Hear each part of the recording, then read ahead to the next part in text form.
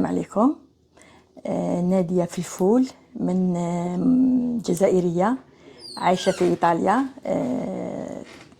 35 سنة من إيطاليا، وعندنا جمعية خيرية هنايا في الطليان وتابعة للجزائر والإيطالي، ونعاونوا الناس وسموها الجمعية جمعية خيرية جزائرية Fratellanza Universale in Italiano. حنايا نعاونوا الناس اللي نعاونوا الجزائريين اللي يجوا من الجزائر، اللي يجي بلا خدمه، اللي يجي مريض، اللي يجي صديقون الظروف اللي تجيب الانسان هنايا.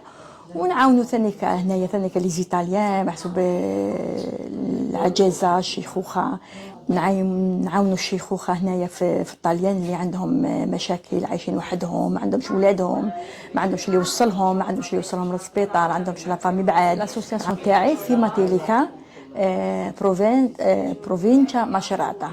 باغ اكزومبل انايا نعاون بزاف لي فام افيك لي زونفون، دراري صغار.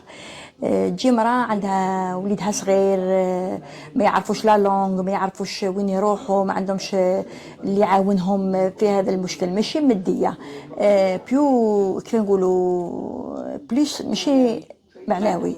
ديمونش انا حنديروا افتتاح تاع الجمعيه. حنا ديجا الافتتاح عنده عام ونص من اللي رانا دايرينه، بصح درنا وني اورغانيزي باش نديروا هذا الافتتاح نهار الحد ان شاء الله، ومجايين بزاف الناس من كاع الايطالي، جزائريين. ان شاء الله تكون بدرة خير ان شاء الله، وربي يوفقنا.